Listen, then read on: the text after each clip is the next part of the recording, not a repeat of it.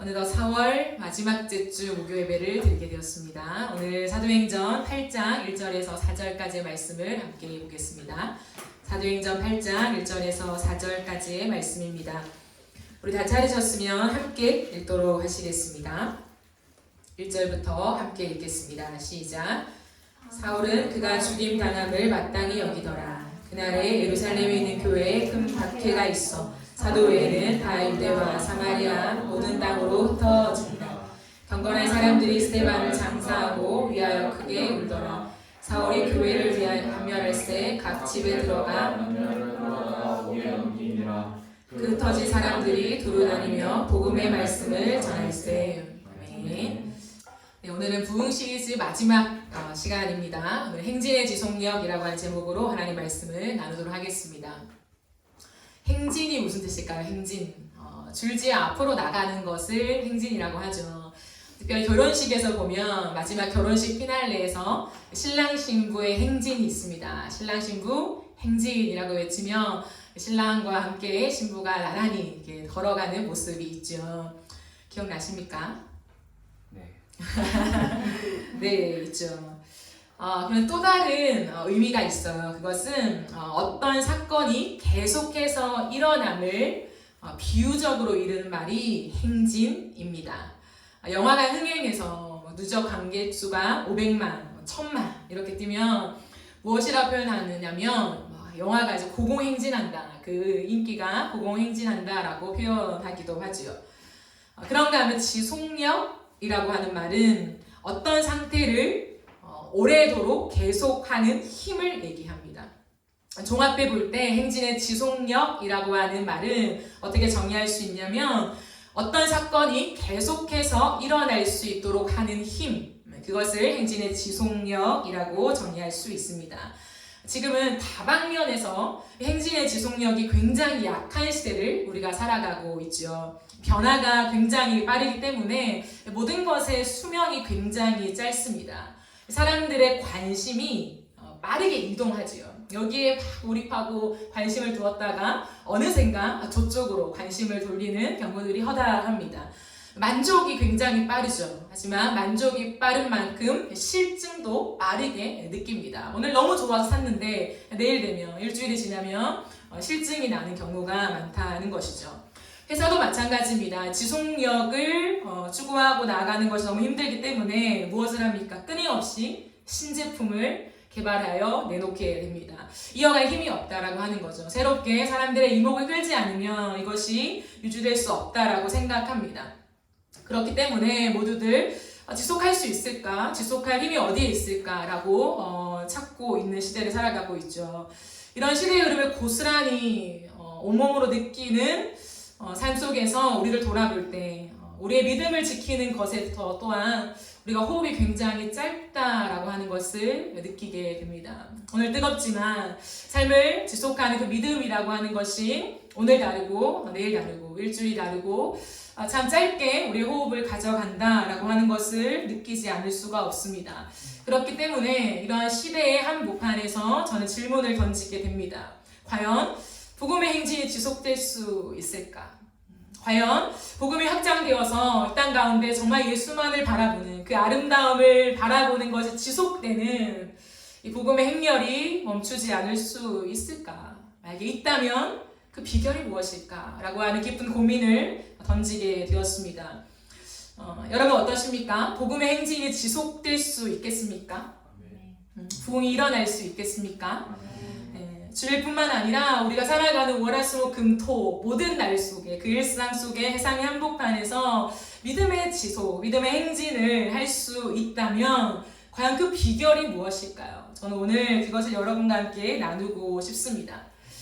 그것은 현상이 아닌 본질의 전부를 거는 것입니다.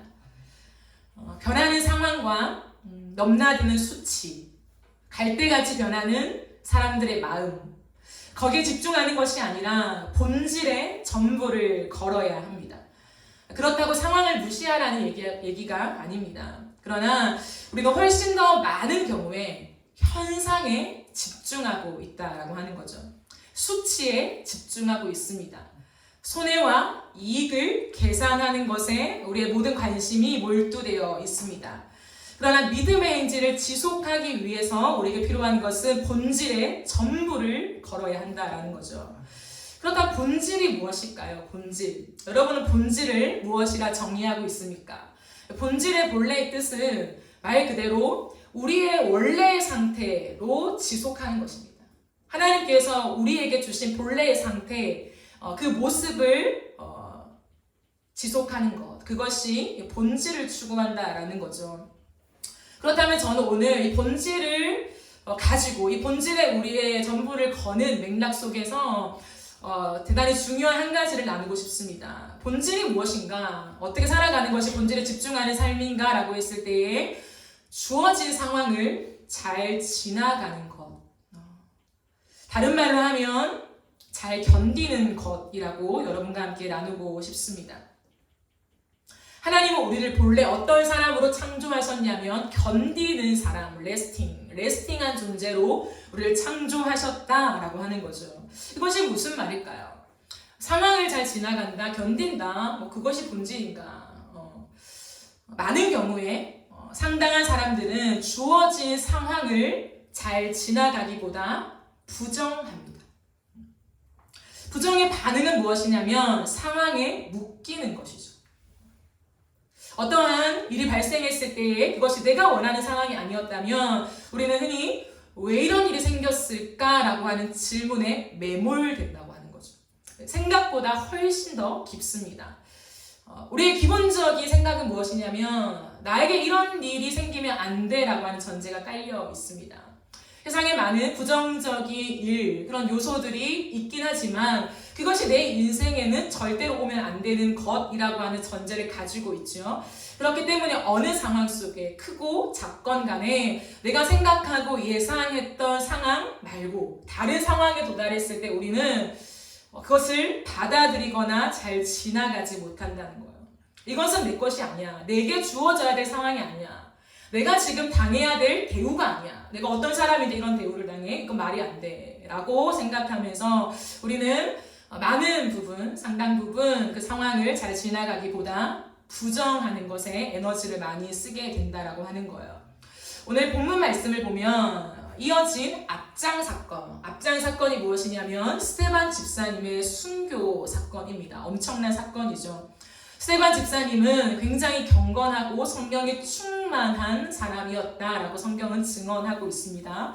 그런 스데반 집사님이 이 예루살렘 교회를 대표하는 머리격 되는 그러한 리더십 중에 리더십인 스데반 집사님이 예수 그리스도를 믿는 믿음을 지키다가 수많은 사람들이 보는 한 복판에서 돌에 맞아 죽임을 당했다는 거예요. 그분은 끝까지 예수님을 부인하지 않고 전했죠. 그러나 그것이 더 괘씸해서 사람들은 그를 돌에 맞아 죽게 하였습니다. 그의 죽음 앞에 세상의 반응은 무엇이었습니까? 오늘 우리가 읽은 1절을 보시면 사울은 그가 죽임당함을 어떻게 마땅히 여기더라 라고 합니다. 사울은 스데반이 죽임당한 것을 마땅히 여겼다. 다른 말로 하면 정당하게 생각했다라고 하는 거죠. 죽는 것은 당연한 것이다 라고 하는 것입니다. 그날에 예루살렘 교회에 큰 박해가 일어났죠. 스데반을 죽인 것으로 정당함을 과시한 그들은 다른 성도들도 붙잡아서 죽이거나 아니면 그들을 협박할 생각에 박해를 가하게 되었습니다. 이 핍박이 얼마나 극심했던지 수많은 사람들은 사도들을 제외하고는 모두가 흩어지게 된 일들이 발생하게 되었죠. 그런데 2절 말씀에 보면요. 경건한 사람들이 스데반을 장사하여 위하고 크게 울더라라고 합니다. 세번역 성경으로 보면 경건한 사람들이 스데반을 장사하면서 그를 생각하고 몹시 통곡했다라고 기록하고 있습니다. 분명 예루살렘 교회 사람들은 성도들은 마음이 굉장히 괴로웠을 것입니다. 스데반 집사님의 죽음이라니 그것도 돌에 맞아서 죽다니라고 하는 것에서 엄청난 충격과 마음의 상심을 경험했을 것입니다. 그러나 그를 생각하여 몹시 통곡하였다라고 하는 것은 무엇이냐면 그 상황을 지나가고 있다는 거예요. 충분히 울고 아파하면서 그 자리를 지키고 견디고 있다라고 하는 것입니다. 스데반의 죽음으로 마음이 무너지고 계속되는 핍박으로 두려움이 그들의 마음에 찾아오긴 했지만 그것 때문에 예수님을 부정하진 않았다는 거예요. 우리는 삶에서 많은 어려움을 겪을 때에 예수님을 부정할 때가 많아요. 과연 예수가 진리인가? 과연 이 상태를 지속해도 괜찮은 건가? 내 인생이 안전한 건가? 라고 하는 이 믿음의 의심을 하지 않을 수 없습니다. 그러나 이 당시의 초대교회의 성도들은 스데반의 죽음, 가장 핵심 리더십이 처참하게 죽는 그 한가운데서 깊이 슬퍼함에도 불구하고 오히려 이렇게 믿음을 지킨 스데반의 믿음을 깊이 묵상하고 있습니다. 수많은 기득권자들 사이에 둘러싸여도 예수 그리스도를 바라보는 집중력을 놓지 않았던 그 스데반 집사님을 충분히 기억하고 있다라고 하는 거예요. 끝까지 빛나는 얼굴로 자신을 돌로 치는 사람들을 위해서 기도했던 스데반의 집사님의 얼굴에서 살아계신 예수의 얼굴을 다시 한번 똑똑히 마주하고 있었다라고 하는 거예요. 그렇습니다, 여러분. 본질은 주어진 상황을 잘 지나가는 것에 있습니다. 이번 주에 저희 교회에 갑작스러운 상황이 닥쳤어요. 수도가 터져서 물바다가 된 일이 발생하게 되었습니다. 갑자기 연락이 와서 이곳에 물이 다 새고 있으니 조치를 취하라라고 하는 연락을 받게 되었습니다. 와서 보니 거의 발목까지 물이 차 있는 상황이었죠. 그리고 옆 사무실까지 물이 새어 들어간 상황이었습니다. 그 상황 속에서 정말 참담하더라고요. 이걸 어떻게 해야 하나 생각도 들고 옆집까지 물이 새 갔으니 이게 잘 해결이 될까라고 하는 염려도 들기도 하고, 그리고 소수의 사람들이 얼른 이 물을 퍼내는 일들에 열심을 가했습니다. 그리고 안정이 되었죠.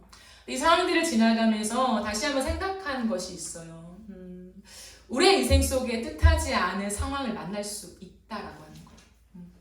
만약에 제 마음속에 정말 갑자기 여기 들어온 지 얼마 되지 않은 상황 속에 수도에 물이 터져서 이곳이 다 젖게 되는 그 상실감, 어제 들어온 지 얼마 안 됐는데 이제 한 달 됐는데 어찌야 이런 일이 발생하나, 그 상황을 내가 부정한다면, 우리에게 이런 일이 발생하면 안 되는데 왜 발생했지?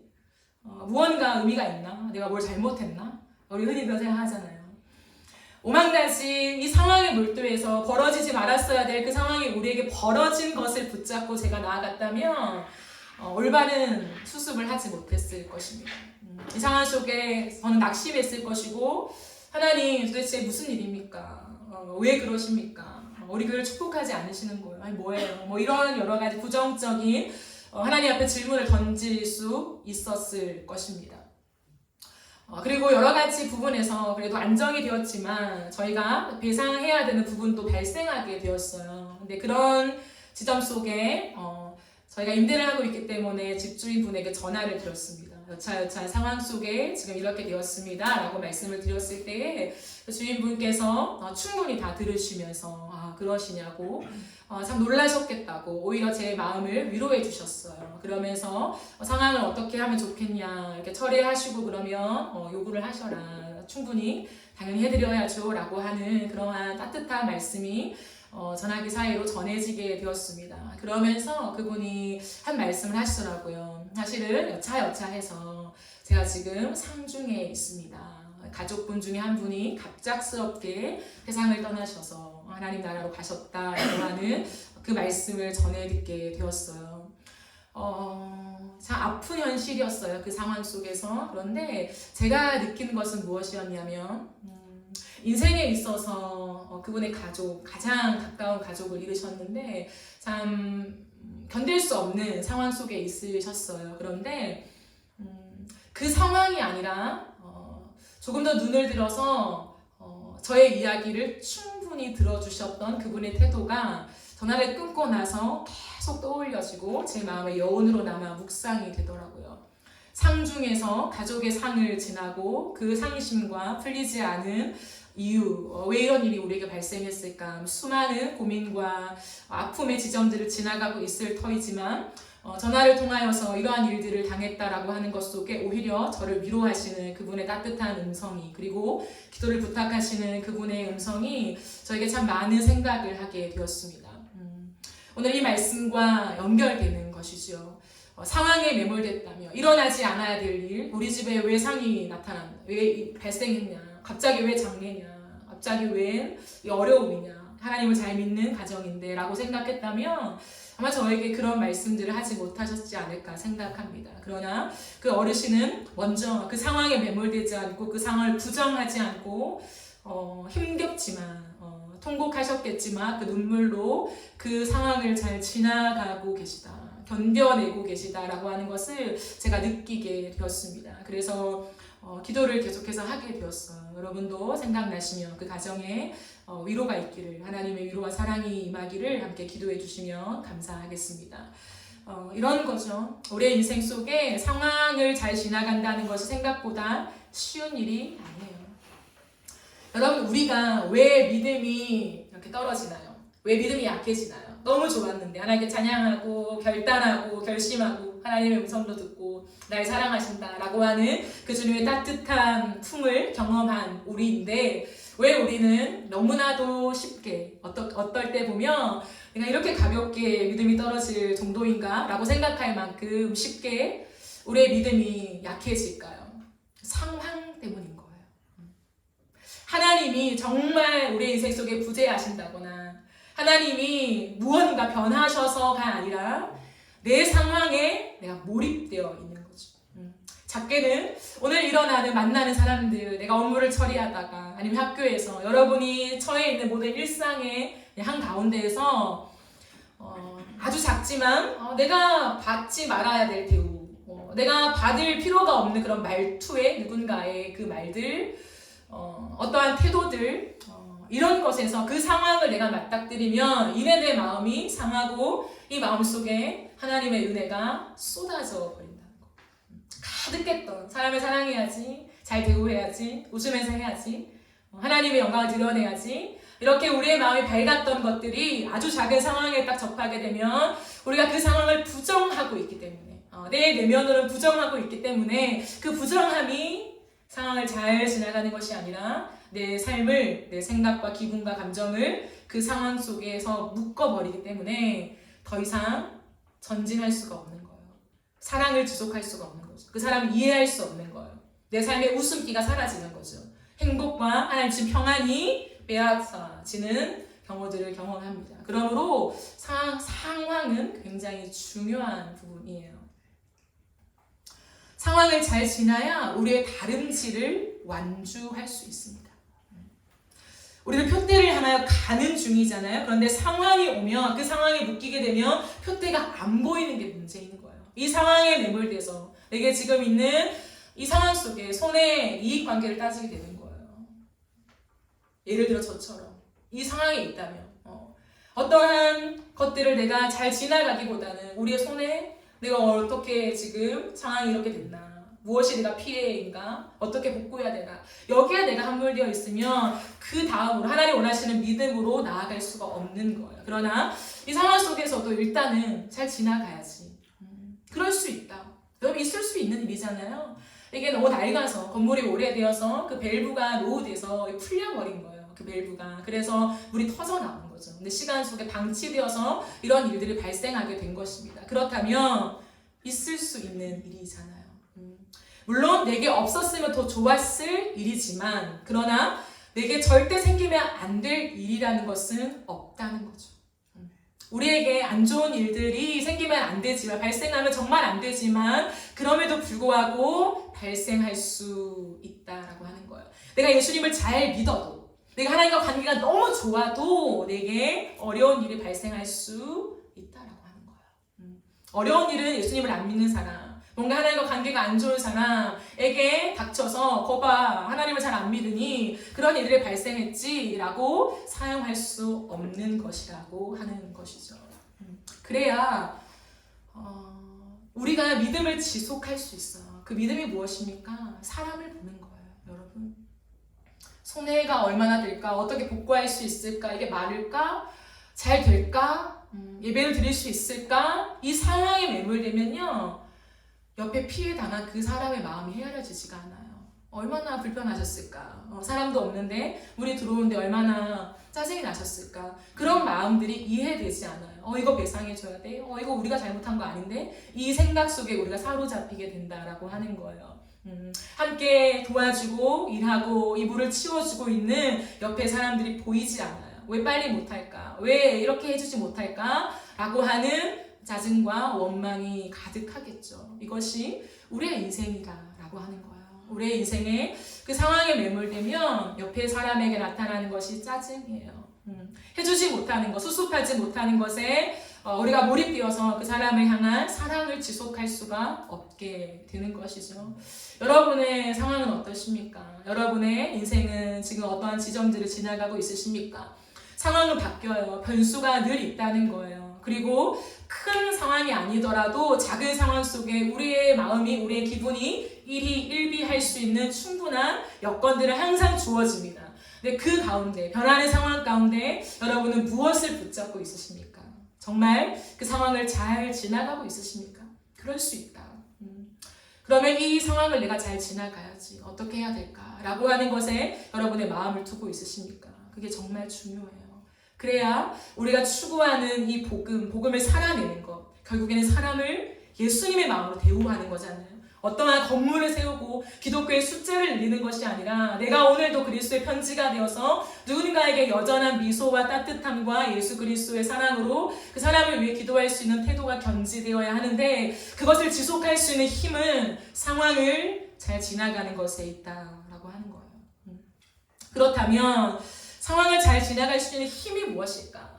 어떻게 해야 내가 그 상황들을 잘 지나가고 그 상황에 몰입되지 않을 수 있을까라고 했을 때요, 우리 안에 성령의 불을 끄지 않는 것입니다. 여러 가지 상황들을 만날 때 특별히 내가 예상하지 못한 상황, 그리고 내가 원하지 않는 상황, 불편한 상황, 힘든 상황, 부정하고 싶은 상황을 만날 때 우리가 하게 되는 행동이 뭐냐면 내 힘이 들어가는 거예요. 그 상황을 내가 빨리 통제하고 싶어요. 내가 원하는 방향으로 빨리 돌려놓고 싶어요. 그래서 내가 편해지고 싶은 거죠. 누군가의 관계가 되었든 아니면 어떤 일이 되었든 내 집안에 결정해야 될 어떤 상황이 당면했든 그것들을 빠르게 내가 원하는, 우리가 만족할 수 있는 상황으로 돌려놔서 이제 해결됐어. 해결사가 되고 싶은 거죠. 그것이 좋은 말로는 책임감이 될 수 있지만 그것이 한 발짝 더 가게 되면 우리 안에 성령을 소멸하게 되는 일들이 발생한다는 거예요. 내 생각과 해석으로 가득하게 되는 거예요. 어떻게 이 일 해결할 수 있을까? 어떻게 빠르게 처리할 수 있을까? 내가 맞는 해결사인 것처럼, 아니 해결사가 되어야 할 것처럼 생각합니다. 그게 내 인생에 대한 책임이 아닌가? 내 인생을 빠르게 설계해서 내 인생을 치고 나가야 그게 내 인생에 대한 책임감이 있는 사람이 아닌가라고 하는 수많은 이해함들이 나를 다그치는 거죠. 빨리 해결해, 빨리 해결해, 빨리 해결해. 그래서 믿음이 작동하지 않는 거예요. 그때는 믿음이 작동하지 않아요. 그 상황을 내가 다스리고 싶기 때문에 내 의, 내 힘, 내 생각이 가득하다라고 하는 거예요. 우리가 항상 인지해야 되는 게 뭐냐면 내 안에 성령이 함께하고 계시다라고 하는 거예요. 어려운 일이 닥쳐도, 상황에 어떤 변수가 생겨도 우리가 견지하고 놓지 말아야 될 한 가지 사실은 뭐냐면 이 상황 한복판에 누가 계신다? 성령이 함께 하신다. 왜요? 성령은 떠나지 않는다 약속하셨거든요. 내가 좋을 때만 안 떠나는 것이 아니에요. 내가 룰루랄라 하나님과 감기가 좋을 때 성령이 나와 함께 하셔 이렇게 노래를 부르는 것이 아니라 내가 뜻하지 않은 상황을 만났을 때, 내 인생이 이 길이 아니었으면 좋겠는데 그 길에 서 있을 때, 빨리 뛰어넘고 싶은데 뛰어넘지 않고 그 허들 앞에서 맴도는 것 같은 답답한 상황 속에 있을 때에도 성령이 함께하고 계신다라고 하는 거죠. 그렇다면 그 성령이 무엇 하실까요? 우리와 함께 하시는 성령이 무엇 하실까요? 그 성령이 하시는 일이 있어요. 그것은 뭐냐면 우리의 결핍을 채우시는 분이에요. 여러분, 우리의 인생 속에 우리가 왜 상황을 통제하려고 할까요? 우리가 왜 내 삶을 다스리고 싶어 할까요? 내가 잘나서, 사실요, 깊이 들여가다 보면 결핍이 있기 때문이에요. 두려운 거죠. 내가 이 상황을 잘 해결할 수 있을까? 내 인생에 미래가 진짜 있을까? 미래가 없으면 어떡하지? 여기서 멈추면 어떡하지?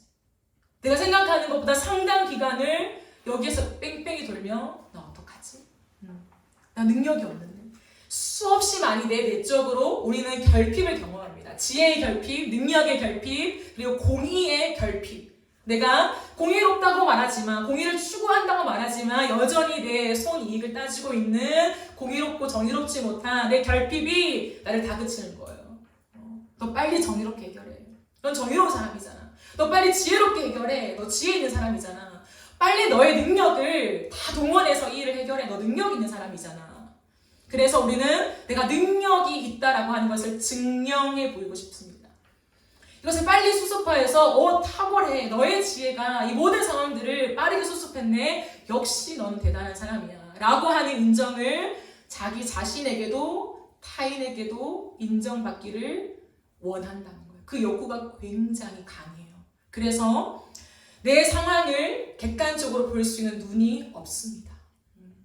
불안한 거죠. 그러나 성령께서는 무엇 하시냐면 우리의 결핍에 기름을 부을 수 있는 유일한 존재라고 하는 거예요.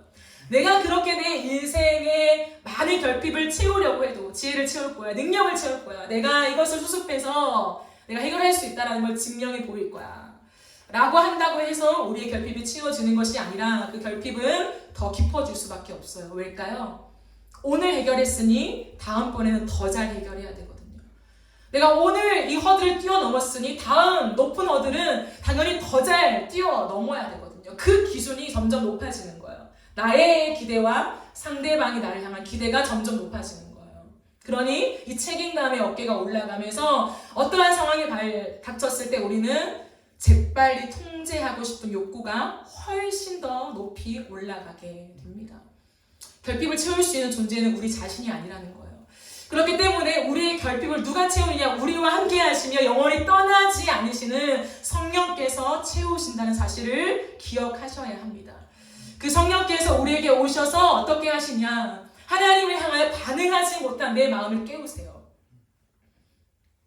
하나님만이 이 상황을 통제하시고 나에게 때로는 허락하셨고 이 과정 속에 하나님의 뜻을 두시고 이 모든 주권이 하나님에게 있다라고 하는 그 인지가 딱 막혀있는 나에게 오셔서 성령은 이 인지를 깨우시는 거예요. 너가 해결할 수 있는 것이 아니라 나 하나님이 한다.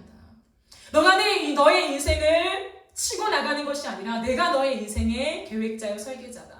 라고 하시는 것들을 성령을 통해 깨우시는 거예요. 돌과 같이 딱딱해져 있는 내 마음에 하나님을 향하여 반응하지 못한 내 마음에 그래도 내가 통제할 거야. 내가 내 인생을 치고 나갈 거야. 라고 하는 이 질기고 딱딱한 내 마음에 찾아오셔서 성령은 반응하는 마음으로 바꾸신다는 거예요.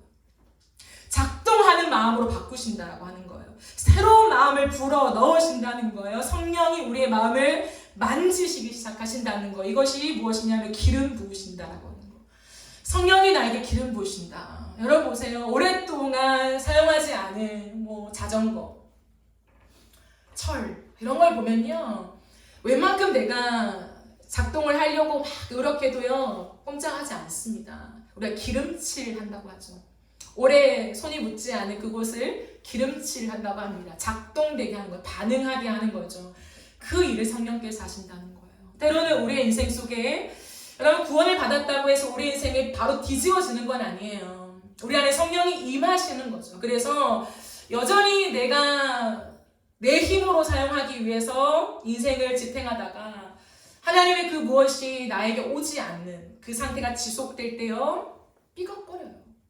조금 기름칠했다고 해서 바로 쌩쌩 달리는 것이 아니라 삐걱삐걱 소리가 납니다. 그러나 주님은 끝없이 우리의 상황 속에서 그 일을 하기를 원하신다는 거예요. 하나님을 향해 반응하지 못한 내 영혼을 깨우시면서 이 상황을 내가 통제하는 것이 아니라 하나님께 맡기는 연습을 끝없이 시키면서 정말 내 인생의 주권자가 하나님이심을 주님만이 이 온 땅의 창조주 하나님이심을 인정하게 만드신다는 것이죠. 그렇습니다. 우리 안에 그 성령은 우리를 떠나지 않고 그 일을 하신다는 것을 반드시 기억해야 돼요. 그래서 믿음의 반대말은 내가 슈퍼맨이 되려고 하는 거예요. 믿음이 있다라고 하는 것은 내가 기도빨이 좋아서 내가 기도하면 다 해결되어지고 하나님이 만사형통케 되어지고 그것이 아니에요. 어떤 상황 속에서도 내가 슈퍼맨이 아님을 인정하고 내가 해결사가 아님을 인정하고 이 상황을 통제하신 하나님께 내 인생을 맡겨드리는 것입니다. 그 일들이 하나님이 우리에게 요구하시는 일들이라고 하는 거예요. 그때 생겨나가는 게 뭐냐면 성령에 대한 의존도가 높아져요. 데살로니가전서 5장 19절에 보면 사도 바울이 이런 말을 합니다. 성령을 소멸하지 마라. 성령을 소멸하지 마라. 그 말이 무슨 뜻일까요? 얼핏 보면 성령이 우리를 떠나신다.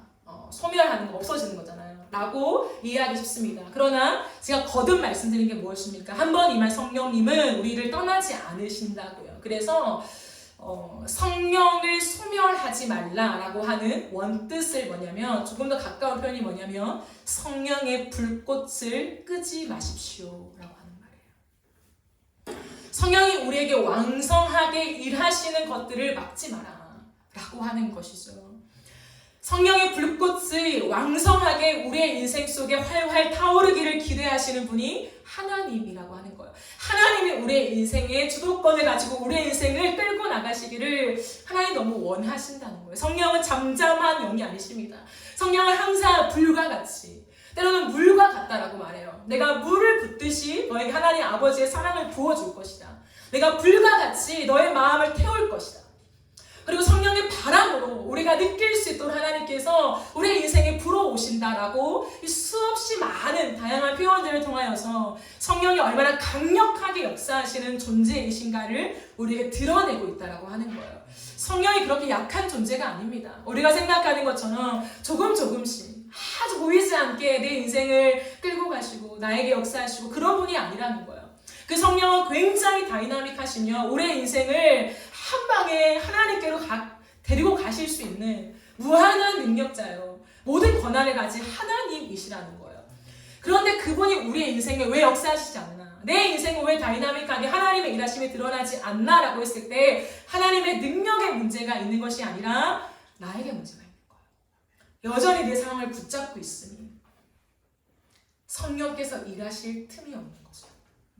성령은 굉장히 인격적이세요. 그래서 우리가 성령님에 대한 의존도가 높아지면 높아질수록 그분은 우리의 마음과 우리의 삶과 우리의 인생, 이 세상 가운데 왕성하게 일하실 것입니다. 여러분, 그것이 확장되는 것, 성령의 불꽃이 꺼지지 않고 우리의 인생을 통하여 타오르면서 계속 전진하게 되는 것이 무엇이냐면 그게 부흥이에요. 부흥. 초대교회의 역사 속에 우리가 살펴본 것처럼 스데반이 죽음으로 인해서 놀라운 일들이 일어났어요. 너무 박해가 심했다는 거죠. 그리고 모든 사람이 흩어졌습니다. 근데 어떠한 일이 발생합니까? 4절을 보십시오. 그런데 흩어진 사람들이 두루 돌아다니며 복음의 말씀을 전하였다.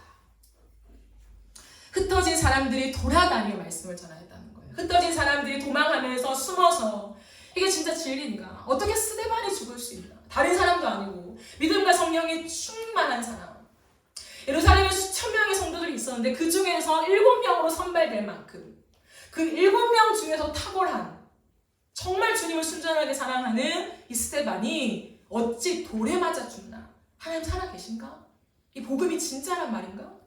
세상에서 정말 능력이 있는 게 맞나? 기독권자들에게 이렇게 무참하게 짓밟히는 이 복음이 정말 세상 한복판에서 우리가 능력이라고 말하며 살아낼 수 있는 그 동력이 맞나? 유일한 진리가 맞나? 여러분 왜 질문 안 하겠습니까?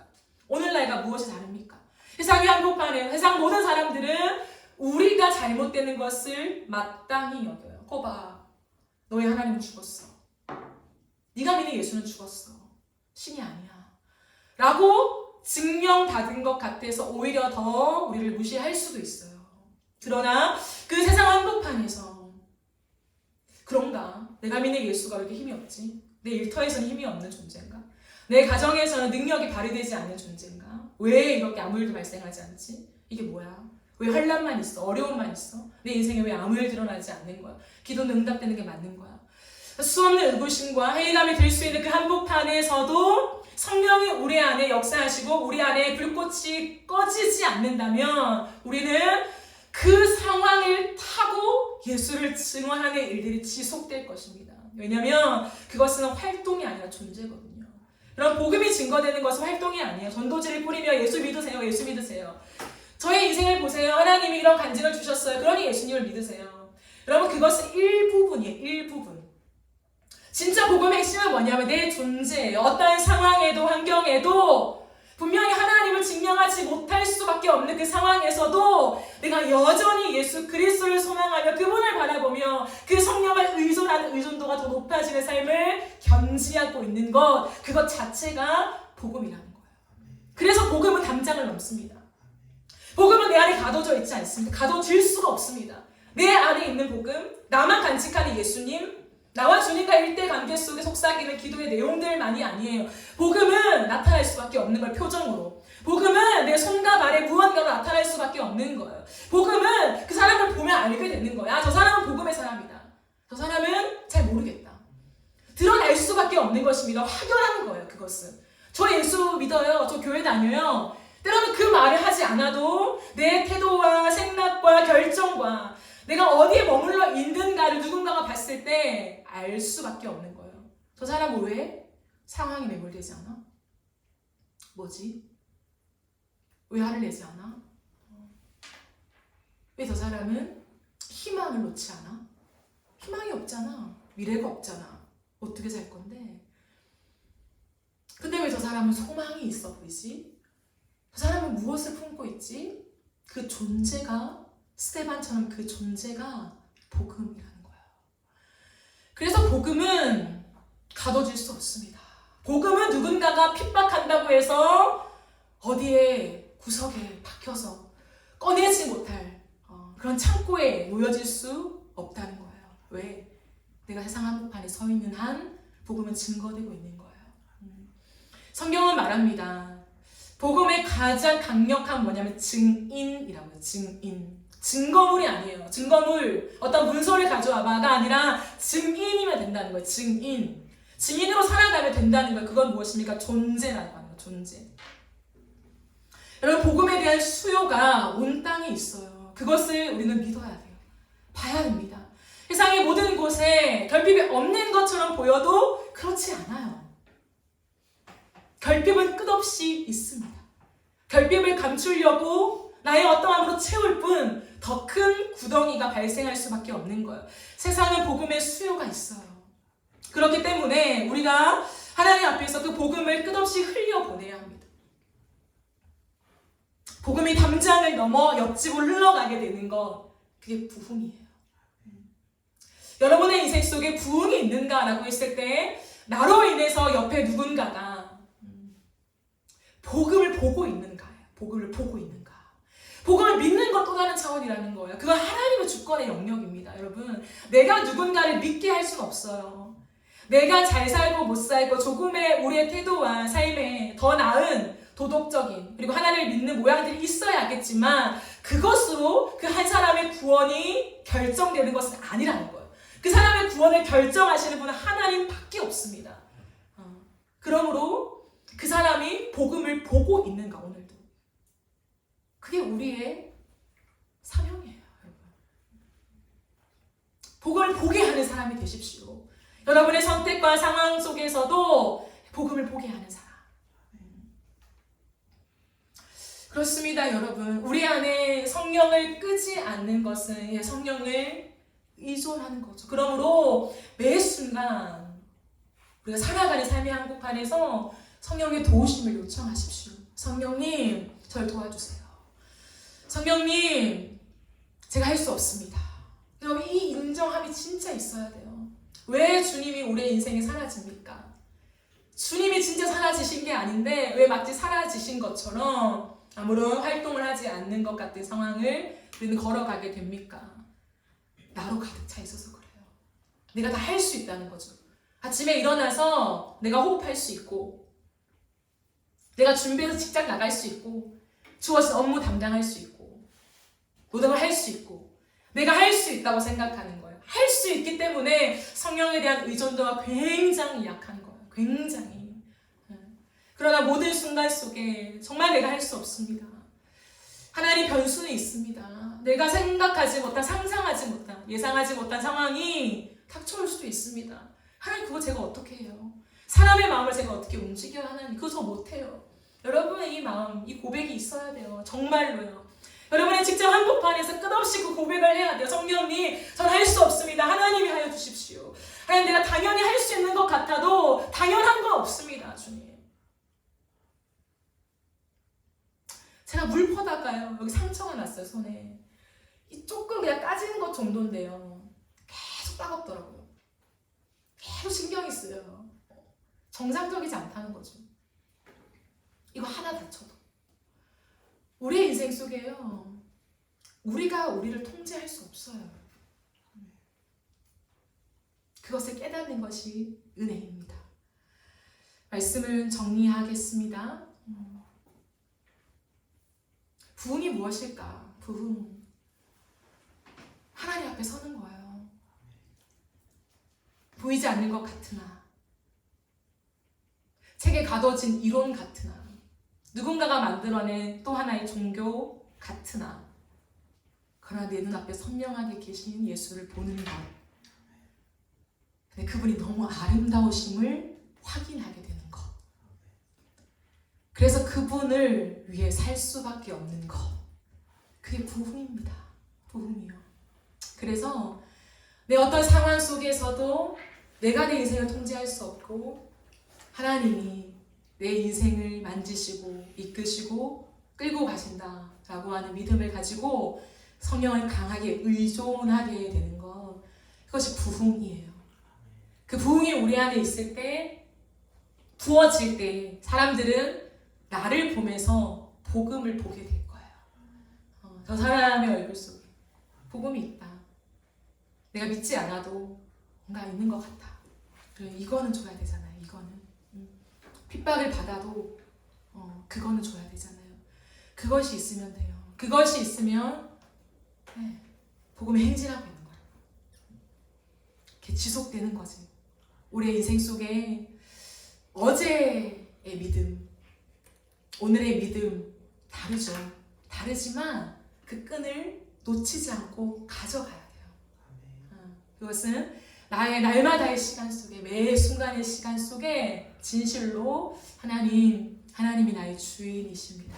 성령님 나를 도와주십시오. 그 성령의 의존도가 높아질 때 가능해지는 거죠. 성령의 불을 끄지 마세요. 그것은 하나님 말씀에 순종하며 살아가는 거예요. 여러분 반대말은요. 성령을 슬프게 한다라고요.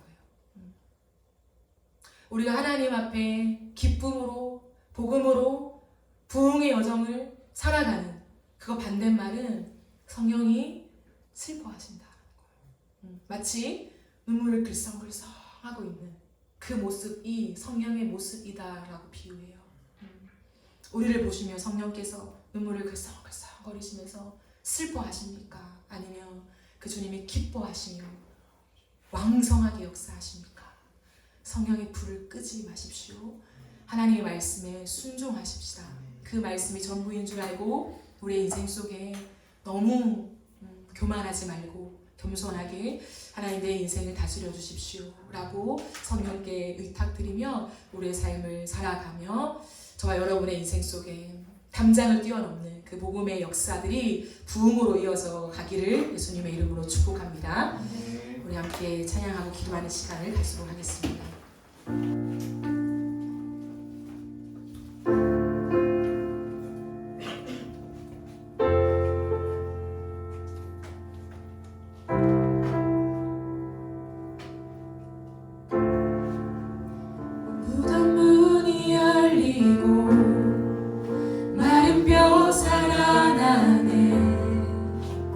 주로 인해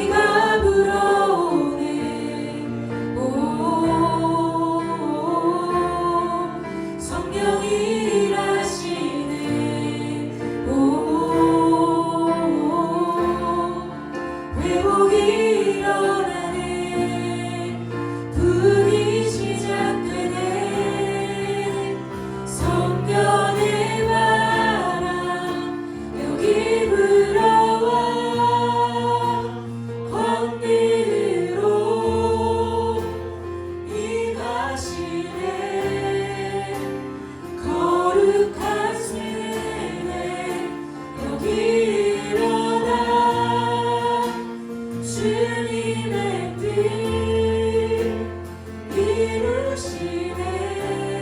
무덤 문이 열리고 무덤 문이 열리고 마른 뼈 살아나네. 주로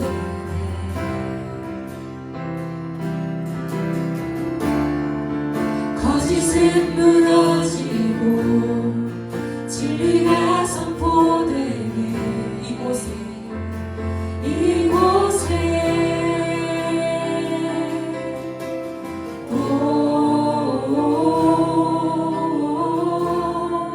생기가 불어오네.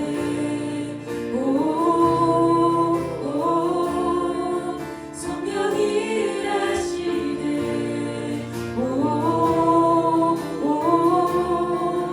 회복이 일어나네. 부흥이 시작되네. 성령의 바람 여기 불어와 권능으로 임하시네. 거룩한 세례 여기 일어나 주님의 뜻 이루시네. 성령의 바람 여기 불어와 권능으로 임하시네. 거룩한 세례 여기 일어나 주님의 뜻 이루시네. 성령의 바람 여기 불어와 권능으로 임하시네. 거룩한 세례 여기 일어나 주님의 뜻 이루시네. 성령의 바람 여기 불어와 권능으로 임하시네. 거룩한 세례 여기 일어나 주님의 뜻 나를 통해 이루시네. 성령의 바람 여기 불어와 권능으로 임하시네. 거룩한 세례 여기 일어나 주님의 뜻 이루시네.